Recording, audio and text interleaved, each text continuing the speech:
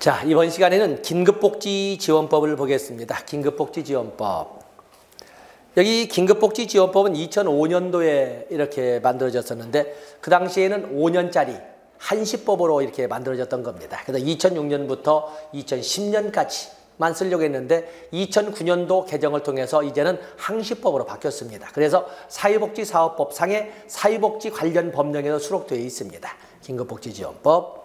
자, 긴급복지지원법에는 그 대상이 누구냐면 어려운 사람, 우리가 말하는 흔히 기본적으로 말하는 상시적으로 어려운 사람을 말하는 것이 아니라 날벼락을 맞은 사람입니다. 물론 날벼락을 맞은 사람 모두를 대상으로 하지 않고 날벼락을 맞은 사람 중에 어려운 사람 이렇게 하죠. 그렇기 때문에 이것도 반드시 날벼락을 맞았다 해도 공공부조의 기본 조건, 자산조사에 동의한다는 서면을 제출해야 됩니다.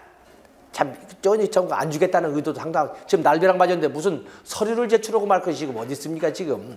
그런데 어쨌든 이론은 그렇습니다. 우리가 전에 우면산 그 산사 때 참 그분들한테 들으면 기분이 나쁘시겠지만 국가적 입장에서는 그 사람들에게도 긴급복지 지원을 할 수 있는가? 우리 참 어렵죠. 그들이 물론 집이 파손이 되고 하루아침에 뭐 알거지는 아닌, 어려운 사람은 정말 하루아침에 알거지가 돼버리는 거거든요. 자, 그 사람을 돕는 것이지 날벼락을 맞았다 해서 누구나 지원하는 것은 아닙니다. 자, 보겠습니다. 여기 목적에 보시면 생계 곤란 등의 위기상황에 처하여 도움이 필요한 사람을 신속하게 지원함으로써, 왜냐하면 위기상황에 처한 사람을 신속하게 도움으로써 위기상황에서 벗어나 건강하고 인간다운 생활을 하게 함을 목적으로 한다. 바로 이렇게 날벼락을 맞았다고는 위기상황에 처해서 먼저 위기를 조속하게 위기를 극복하자기보다는 위기 발생 이전 상태로 최대한 가깝게 되돌려 놓는다 하는 그 실천 모델을 우리는 위기 개입 모델이라고. 그렇기 때문에 위기 개입 모델은 목적이 뭐 위기의 극복이니 위기의 해결이라고 쓰지 않고 위기 발생 이전 상태로 조속한 복지 이렇게 하지 않습니까? 바로 그것을 사회복지조사론에서는 어떤 그 설계로 설명을 했냐면 단일 사례 연구 설계에서 BAB 설계로 설명을 했었습니다. 먼저 B 개입부터 하고 그 다음에 본래 상태가 어떻는지를 따지고 하는 BAB 설계로 봤었는데 바로 이제 그런 것을 법제화한 것이 긴급복지지원법입니다. 먼저 발등에 떨어진 불부터 끄고 난 다음에 본래 어떤 상태인지를 되돌아보는 과정. 자, 위기 상황이라는 것은, 위기 상황이란 어떤 사람인가? 위기 상황은 아래와 같은 사유로 인하여 생계 유지 등이 어려운, 이게 돼 있죠. 생계 유지 등이 어려운. 이렇게 날벼락을 맞아서 생계 유지 등이 어렵게 된 것을 위기 상황이라고 하는데, 거기 보면 전부 뒤에다가 생계 유지 등이 어렵게 된 것을 붙이면 됩니다. 주소득자가 사망하거나 가출하거나 생방불명 또 구금시설 수용 등 사유로 소득을 상실한 경우로서 생계 유지가 어렵게 된 경우, 중한 질병이나 부상으로 생계 유지가 어렵게 된 경우, 가족 구성원의 방임 유기, 학대 등으로 생계 유지 등이 어렵게 된 경우, 가정폭력이나 성폭력, 가정 구성원에 의한 성폭력으로 생계 유지, 도저히 살아갈 방법이 없어진 경우, 화재 등으로 인하여 주택, 건물에서 생활하기 어렵게 된 경우 등등등의 사유, 어떤 생계 유지가 어렵게 된 경우를 이렇게 쭉 설명을 합니다. 기본 원칙은 1번에서도 나온 것처럼 조속한, 이거죠. 신속하게 지원함으로써 바로 신속한 지원을 기본 원칙으로 합니다. BAB 설계를 말하고 있죠. 먼저 개입부터 하고 또는 위기 개입 모델에서 나온 것처럼 신속한 개입, 적극적 개입을 특징으로 하는 것이 바로 그것을 기본 이념으로 하는 것이 긴급복지지원법이 되겠습니다.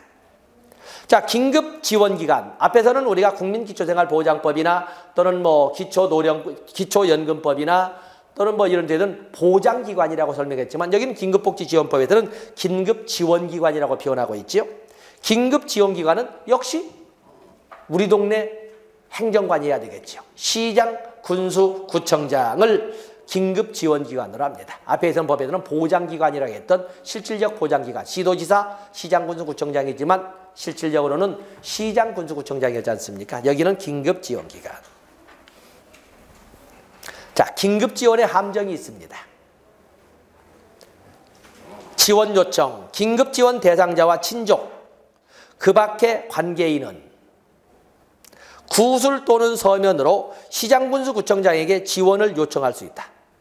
구술로도 가능합니다. 그러지 않겠어요? 지금 날벼락 떨리는데 언제 컴퓨터 잡고 언제 지금 누구 뭐 쪽지 보내고 그럴 수 없지 않습니까? 그래서 이럴 경우에는 구술로도. 그리고 2번에 3번. 긴급복지지원법에서 긴급 지원을 요청하기 위해서는 반드시 자산조사에 동의한다는 서면을 제출해야 됩니다. 3번에 보면은 금융정보, 신용정보, 보험정보 제공에 동의한다는 서면을 제출해야 됩니다.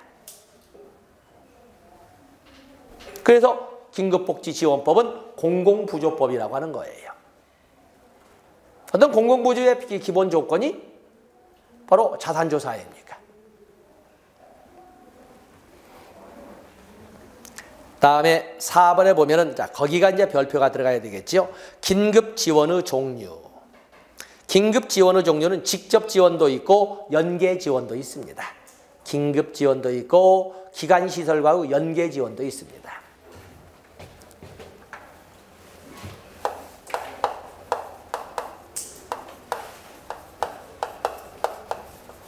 긴급복지 지원에는 직접 지원도 있고 연계 지원도 있는데, 직접 지원에는 자, 우리가 국민기초생활보장급여는 뭐가 있죠? 생계급여, 주거급여, 의료급여, 교육급여, 그리고 해산급여, 장제급여, 자활급여가 있습니다.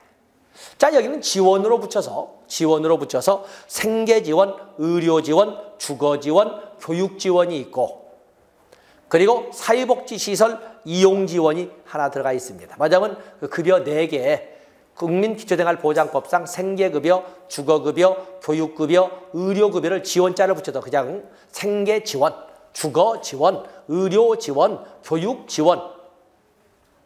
뭐 이게 날벼락 맞을 때 뭐 애 낳고 뭐 그런 건 아니니까 그건 차치하고 사회복지시설 이용지원이 있고 그 밖에가 있습니다.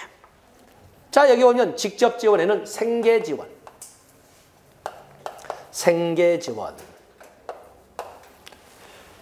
그다음에 주거지원, 그다음에 의료지원, 그리고 교육지원, 그리고 시설 이용지원, 사회복지시설 이용지원, 그 밖에 지원. 자, 이렇게 할 수 있습니다. 긴급복지지원은 신속에 초점을 두는 거죠. 신속에 초점을 둡니다. 생계지원은 1월을 원칙으로 합니다. 1월 원칙, 한 달을 원칙으로 하되 2달 더, 2번에 걸쳐서 연장할 수 있습니다. 2달 더. 주거지원도 한 달 지원을 원칙으로 하지만 2달 더 연장해서 상한선 3달까지 지원할 수가 있습니다. 3달까지. 자, 여러분들 먼저 생계지원. 생계 유지에 필요한 비용이나 현물을 지원하는 걸로써 한 달을 원칙으로 하되 한 달씩 2번에서 더 연장할 수 있다. 그러니까 상한선 3달까지 지원받을 수가 있지요.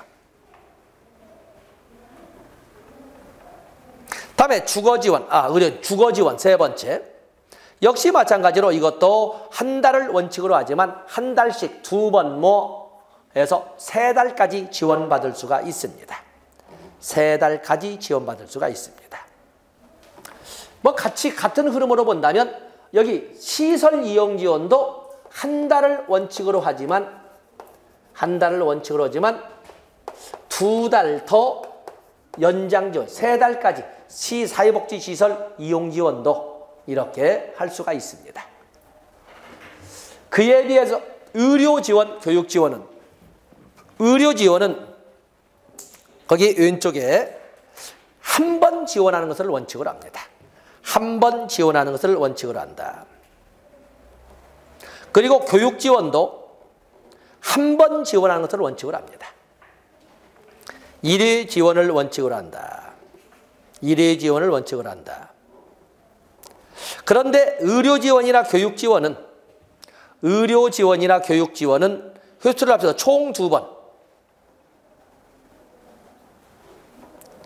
총 2번을 맞아면 의료 지원은 교육 지원 횟수를 합쳐서 총 2번. 교육 지원은 의료 지원을 합쳐서 총 4번을 초과할 수 없다. 이게 바로 여러분 먼저 중요 표지 615페이지. 거기가 이번에 개정된 내용이 되겠어요. 처음에는 한 번만이 원칙이었어요. 한 번만.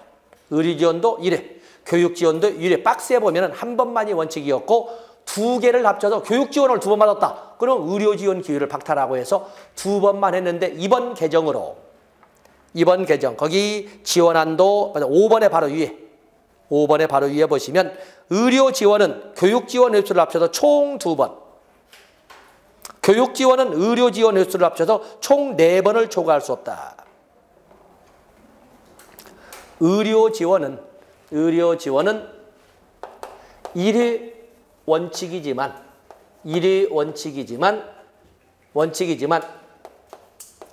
교육 지원까지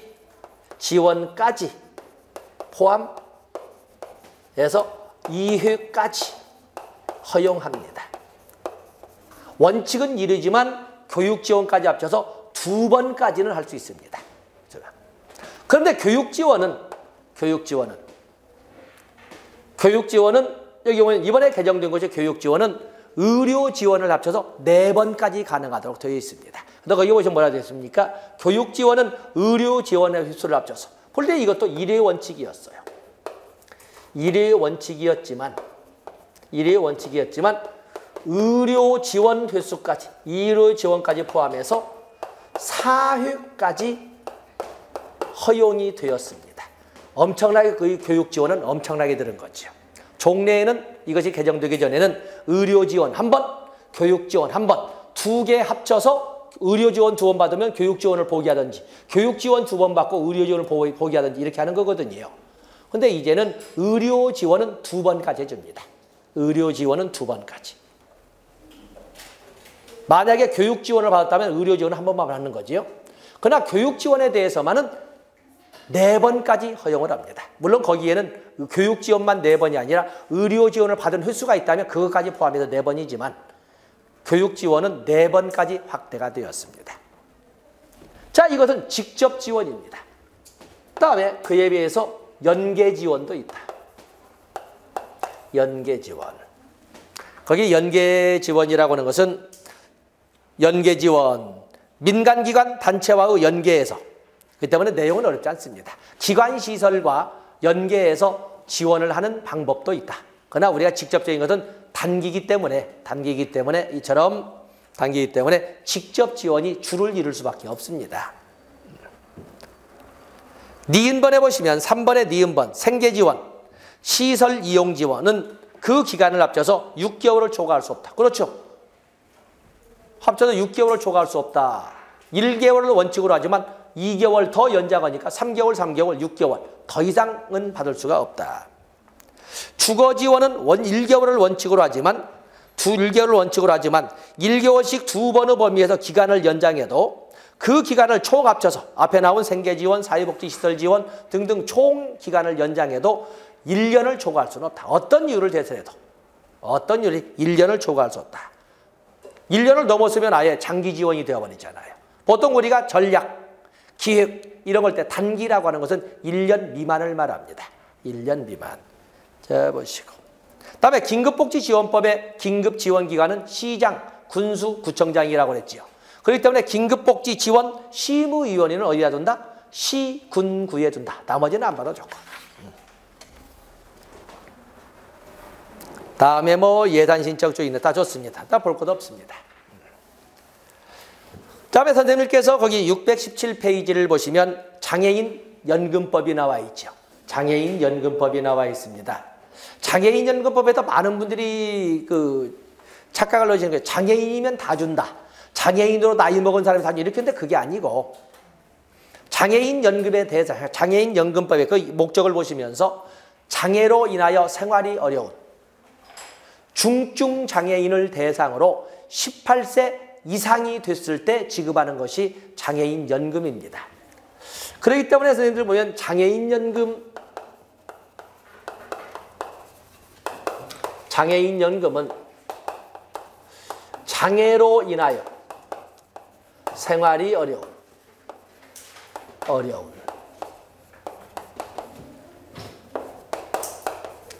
중증 장애인을 대상으로 하되 18세 이상을 원칙으로 합니다.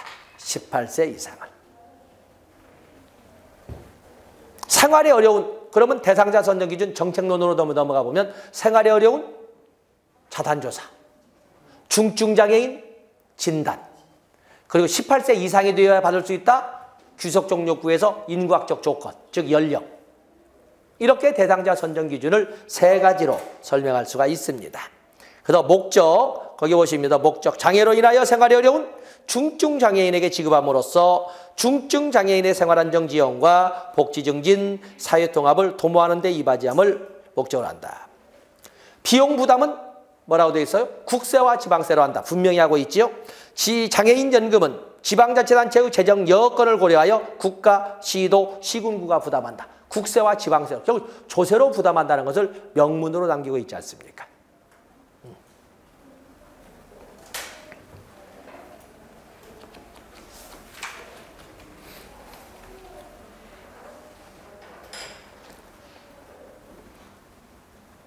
다음에 중증 장애인의 구분은 이제 여러분들이 보시고 4번에 수급권자의 범위가 있네요. 수급권자의 범위. 수급권자는 18세 이상이라고 딱 연령 조건 규비하고 있죠. 그러면 18세 미만은 아동복지법에 의해서 아동이지 않습니까? 그럼 뭘 지급되겠어요? 장애 아동수당이 지급되지 않겠습니까? 그래서 18세 이상. 그러나 초중등 교육법에 의해서 중학교나 고등학교를 다니고 있다면 20살 이하라도 아직은 안 준다. 왜냐하면 장애인복지법에 등록된 장애인들은 장애인 등 특수교육의 대상자로서 그들은 유치원, 초등학교, 중학교, 고등학교까지가 의무교육입니다. 고등학교까지가 의무교육이거든요. 유치원부터 고등학교까지. 그렇기 때문에 아직은 연금을 주지 않는다. 교육비로 대체한다. 이 말이 되겠습니다. 다음에 수급권자의 범위에서는 적어도 18세 이상의 중증 장애인의 70%가 될 때까지 선정 기준을 넓힌다. 가능은 중증 장애인 다 주면 좋겠지만 중증 장애인의 70%가 될 때까지 선정 기준액을 조정을 한다. 그다음 아까 우리가 기초연금에서도 70%가 나왔지만 기초연금도 70%, 장애인 연금도 70%. 다음에 장애인 연금은 기초급여와 부가급여로 이렇게 나눠져 있습니다. 기초급여와 부가급여.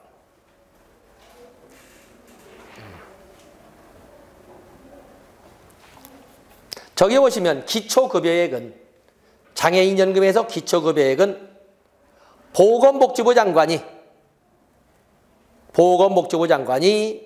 전국 소비자 물가 변동률을 반영하여 매년 고시한다. 기초급여액은 보건복지부 장관이 결국에 인플레이션율을 반영한다. 이렇게 생각하시면 됩니다. 또 똑같이 기초연금법에서 본 것처럼 사망, 수급권자와 그 배우자가 모두 기초급여를 받을 경우에는 다 안 주고 80%씩만 준다.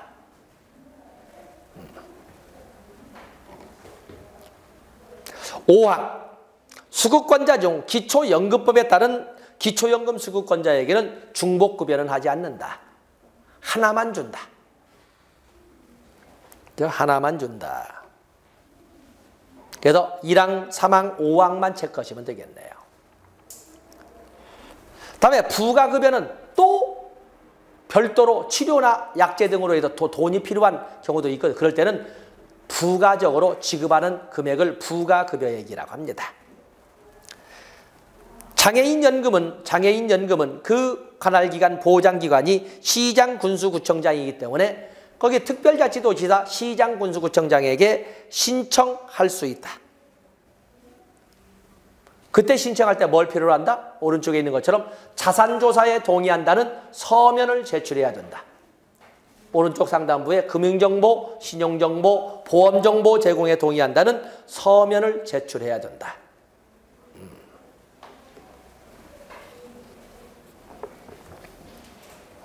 다음에 좋습니다. 뭐 보칙 이의 신청이 있는데 좋습니다. 그 정도 넘어갑니다. 전에 말씀드린 것처럼 연금이란 단어가 들어가면 연금의 소멸시효는 5년으로 합니다. 국민연금, 기초연금, 노령과정, 국민연금에 나오는 그 연금과 그리고 기초연금, 장애인연금, 소멸시효 모두 5년으로 합니다. 단 분할연금의 소멸시효만 3년으로 나와 있죠. 분할연금의 소멸시효, 성질가번이라고 3년으로 하고 있습니다. 자, 이런 정도에서 우리는 사회보험법 그리고 공공부조법에 대한 것을 9개를 봤습니다. 9개. 여기까지는 소위 국민기초생활보장법, 의료급여법, 기초연금법, 그리고 긴급복지 지원법, 그리고 장애인연금법까지 장애인과 겹쳐서 그렇게 되면 10개가 되고 사회보장기본법, 사회복지사업법 12개를 일사천리로 나갔습니다. 참 법 많이 봤는데 뭘 생각은 안 하시지만은 모른다고 하기는 좀 그렇습니다. 뭐 생각은 안 나지만 그래도 시험지 보면 뭔가 떠올릴 수 분명히 있습니다. 이제 나중에 이제 문제 한번 풀어보면 오 이렇게 할 겁니다. 자 이제는 우리가 법제론에서 한 너댓 문제 정도 나오는 영역을 안 볼 수 없지요. 아동복지 하나, 장애인복지 하나, 노인복지 하나, 영유아복지 하나, 또 뭐가 있을까 뭐 등등 뭐 뜬금없이 가정폭력 뭐 희한한 법들도 이렇게 다루 뭐 그런 것이 있으면 보긴 하겠지만 그든 중요한 것이 아동복지, 노인복지, 장애인복지에 대해서 우리가 겸겸겸해서 진행을 하겠습니다. 자, 아동복지법이 범죄에 나와 있습니다. 아동복지법은 1961년에 아동복리법으로 존재했던 겁니다. 아동복리법으로. 그러다가 1981년에 아동복지법으로 이렇게 바꾼 거죠.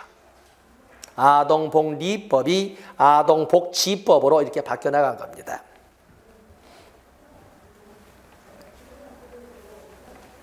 자, 거기 보시면 아동복지의 기본 이념이 나와 있는데 아동복지의 기본 이념. 첫 번째, 평등의 이념이 나와 있네요. 평등의 이념. 어떠한 종류의 차별도 받지 아니하고 자라나야 한다. 평등의 이념. 다음에 니은번에 안정된 가정 환경에서 자라날, 말하자면 안정된 가정 환경의 이념이 있습니다. 안정된 가정 환경의 이념. 다음에 디귿번에 아동이익 최우선의 이념. 아동이익 최우선의 이념. 다음에 보호, 프로텍션, 서포티브니까 보호와 지원의 이념. 단어로만.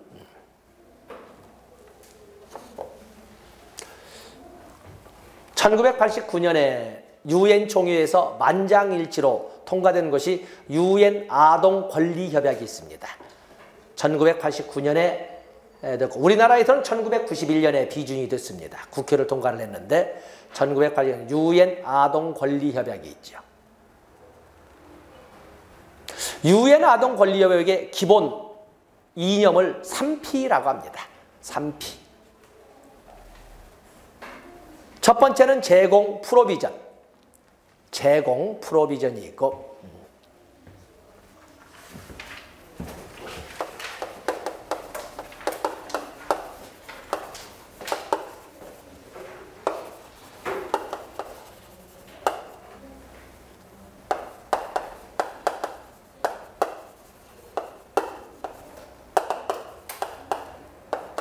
프로비전. 제공. 애들에게는 필요한 것이 제공돼야 된다. 어제인지 그제인지 늦은 시간에 새벽에 봤는지 어쩐지 그 아프리카에 했던 그 김정란 씨가 나와서 하나 하고 또 하나는 그 목소리 까장까장 그 김자옥 씨 비슷한 목소리는 그 탤런트가 나와서 이렇게 방송하는데 그 화면을 보면 정말 가슴 아픈 어떻게 저도 가난한 시절에 살았다고 하지만 그렇게까지 가난했을까? 어떻게 저런 데서 살을 수가 아니라 살아남을 수가 있어. 서바이벌이죠. 아무것도 제공될 수가 없는 거예요. 아무것도. 뭐가 있으면 만들어간다고 하지만 스스로 할 것이 아무것도 없다. 이렇게 표현. 스스로 할 것이 아무것도 없다.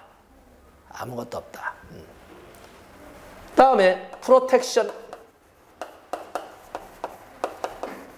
보호. 프로텍션. 보호. 애들은 보호받아요. 그리고 파티시페이션,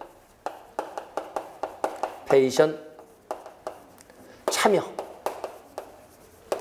바로 이 기본 원칙 3P라고 합니다. 3P. 예.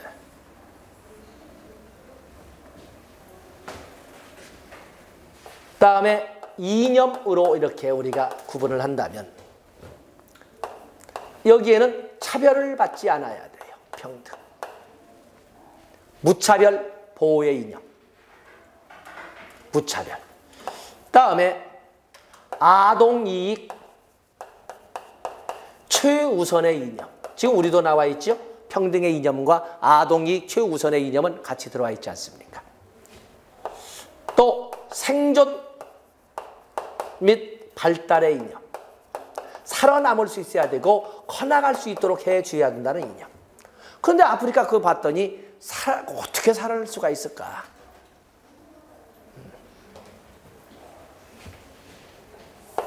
그리고 참여의 이념. 이렇게 또 유엔 아동권리협약에 들었는데 우리는 1989년에 유엔 총회에서 통과된 것이 91년에 우리가 비준을 했고 여기 참여국은 매년 아동 보호나 아동 복지에 대해서 보고서를 제출을 해야 됩니다. 자, 이런 것이 있는데 자, 우리도 보면은 거기 기업번에 평등, 니은번에 안정된 가정환경, 디귿번에 아동이익 최우선, 그리고 니일번에 여기 보면 보호와 지원을 받아야 프로텍션이라는 말이 나와 있는데 프로텍션 또 프로비전이란 말을 보호와 비전이라고 했지만 생존 발달과도 연결될 수가 있습니다. 자, 아동이라고 하는 것은 선생님들 아시다시피 18세 미만을 말하죠. 18세 미만을 말합니다. 18세 미만. 자, 넘어가시죠. 오늘이 며칠인가? 오늘이 15일. 자, 거기 7번에 보시면 아동학대가 나왔네요. 아동학대. 보호자를 포함한 성인이 행하는 신체적, 정신적, 성적 폭력, 신체적, 정신적, 성적 폭력, 가혹행위, 또 아동 보호자에 의한 유기 방임. 이번에 저번에 그 꼬마 7살짜리 계모에 맞아 죽었다는 그럴 때 아버지가 4년 받았지요. 그건 유기죠, 유기. 사실은 학대, 동종거나 다름없으니까 유기라고 되겠는데 바로 이런 아동학대. 아동학대는 그야말로 신체적, 정신적, 성적 폭력, 가혹행위, 그리고 보호자에 의한 유기방임. 유기방임을 아동학대라고 합니다. 뭐 어린이날은 아시고 어버이날도 뭐 다 아시는 어떤 어린이날도 좋습니다. 다음에 623페이지에 보시면 622페이지에 오면 거기 아동정책 조정위원회가 있습니다. 아동정책 조정위원회는 국무총리 소속으로 하되 국무총리가 위원장을 맡습니다. 마치 사회보장 심의위원회처럼 국무총리 소속으로 하고 국무총리가 위원장을 맡습니다.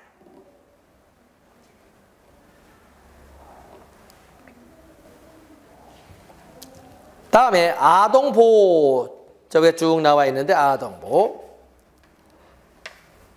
자, 넘어가 보시고 거기 좀 중요한 것이 624페이지 친권상실 선고 청구가 있습니다.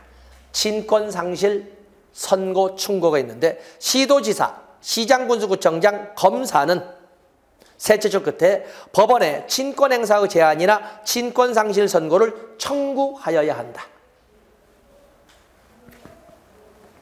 친권 제한이나 친권상실 선고를 청구할 수 있는 것은 지방자치단체장과 검사만이 할 수 있습니다. 시도지사, 시장, 군수, 구청장 그리고 검사만이 할 수가 있습니다. 거기에 보시면 아동복지 전담기관의장, 아동복지 전담기관의장이나 아동복지시설의장이나 학교장은 청구권자가 아닙니다. 시도지사나 검사에 대해서 왜 청구를 하지 않느냐라고 선고를 청구하도록 요청할 수만 있습니다. 요청할 수만 있다. 법원에 친권 상실이나 친권 제한의 선고를 청구할 수 있는 사람은 지방자치단체장과 검사뿐이다. 다른 사람들은 요청할 수 있을 뿐이지 어떤 법적 권한은 없다. 다음에 624페이지 하단부에 보면 3번에 2번 아동학대 예방의 날, 조금 전에 제가 날짜 여쭤본 것처럼 1119. 1119.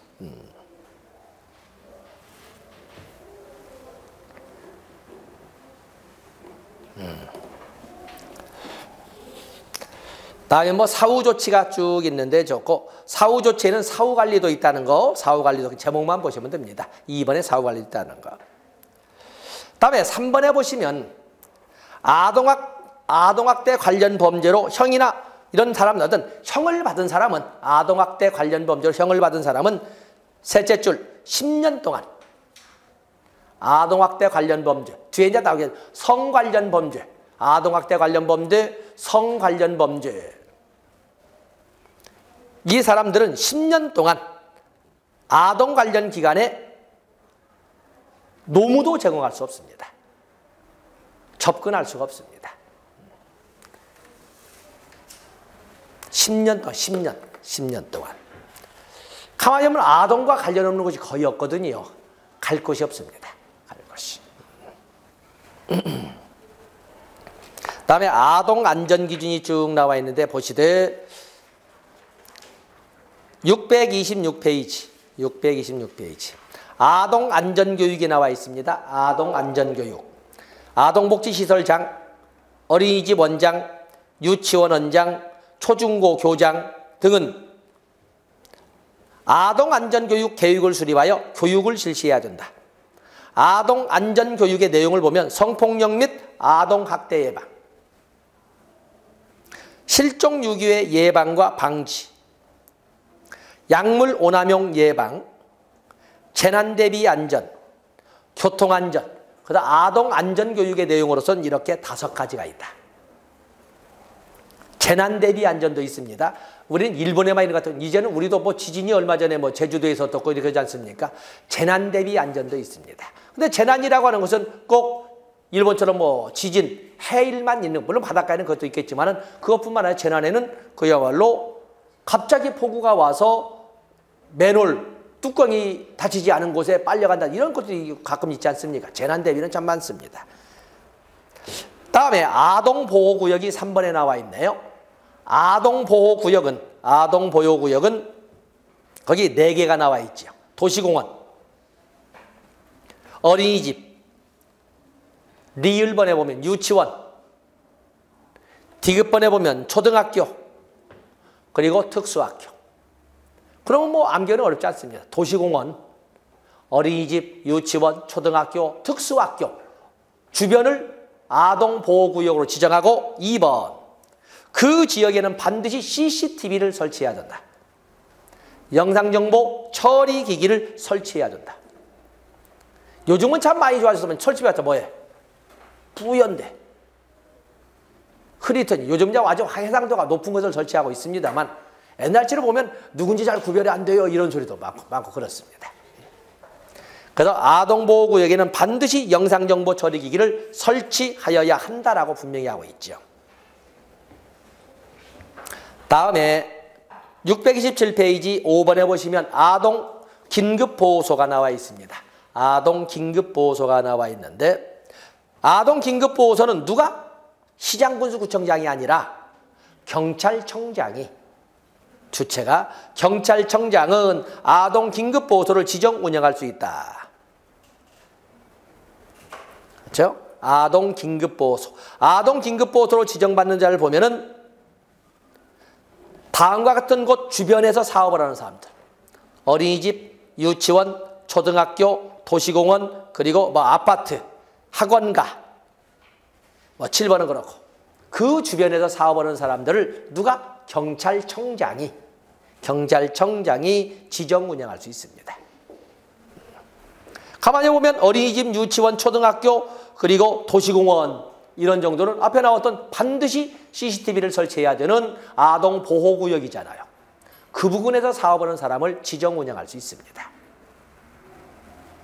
다음에 건강지원 좋고 넘어가시죠. 건강지원 좋고. 뭐 취약계층 아동 통합서비스 지원 쭉 나와 있는데 629페이지에 오면 거기 자산형성 지원 사업이 42조에 나와 있죠. 아동발달 지원계좌 들어보셨습니까? 아동발달 지원계좌. 아동발달 지원계좌에 대해서는 지원계 디딤씨앗 통장이라고 이렇게 설명을 하는데 후원자나 보호자 등의 도움을 받아서 일정 금액을 적립, 저축을 하면 그에 대해서 매칭 펀드로 똑같은 금액을 같이 적립해 놨다가 18세가 넘어서 자립할 때 디딤 자산으로 사용할 수 있도록 이렇게 만드는 것이 바로 디딤씨앗 통장 또 아동발달 지원계좌라고 설명을 합니다. 바로 이제 그런 내용, 자산형성 지원, 그런 사업들이 실질적으로 행해지고 있다는 것을 알아주시면 되겠습니다. 다음에 631페이지로 가서 보시면 아동복지시설이 나와 있네요. 아동복지시설. 자, 선생님들은 그 시설을 볼 적에 아동복지시설, 노인복지시설, 장애인복지시설 정도는 가지고 가야 되고 당연히 영유아 보육법에 의한 어린이집, 실종세트도 여러분 가지고 가야 되겠죠. 거기에 보면 아동복지시설은 당연히 사회복지사업법에 의거해서 사회복지시설이니까 국가나 지방자치단체가 설치 운영하지 않는다면 어떻게 해야 돼? 시장, 군수, 구청장에게 신고하여 설치할 수 있습니다. 신고사항이죠. 원칙이 신고사항입니다. 자, 넘어가 보세요. 아동복지시설에는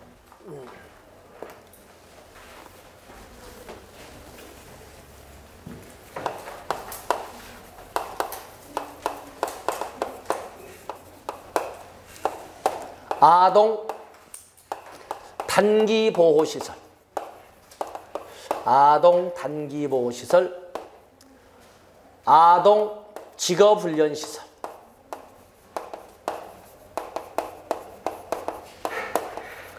그리고 아동복지관, 아동복지관, 삭지. 종래는 아동복지시설이 11종류였어요. 8가지로 줄였거든요. 없어진 것이 아동 단기보호시설은 없어졌습니다. 아동 일시보호시설은 있어요. 아동 일시보호시설은 있지만 단기보호시설은 없습니다. 또 우리나라 경제력 올 때 애들을 데리고 직업훈련을 시킨다는 것은 우리가 지금 15세까지가 의무교육이잖아요. 더욱이나 일부 국회의원 여야 관련 없이 고등학교까지 의무교육을 하자고 지금 이렇게 나오는 과정에 애들에게 직업훈련을 시킨다는 자체가 안 됩니다. 그렇기 때문에 소년원이라고 하는데도 다 학교로 이름이 붙어져 있지 않습니까? 소년원. 왜냐하면 의무교육은 받아야 되니까 어느 누구도. 아동복지관, 아동상담소는 있지만 아동복지관은 없습니다. 그래서 이 3가지 나오면 아니다. 이렇게 8가지를 남기기도 좋지만 없어진 3가지도 이렇게 우리가 시험용으로 보겠습니다. 자, 거기 보시면 아동 양육시설, 아동 일시보호시설, 아동 보호치료시설, 공동생활가정, 자립지원시설, 아동상담소, 아동전용시설, 그리고 공부방이었던 아동, 지역아동센터 이렇게 이름은 있지만 아동 단기보호시설, 아동 직업훈련시설, 아동복지관은 삭제되었다.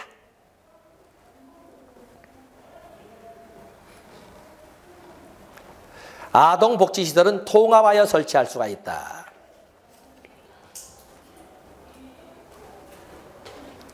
아동복지시설의 사업을 보면 7가지로 하고 있죠. 고유사업 말고도 아동가정 지원사업, 아동 주간보호사업, 아동 전문상담사업, 학대아동 보호사업, 공동생활가정사업, 방과후 아동지원사업 등 이렇게 7가지를 한다고 되어 있습니다.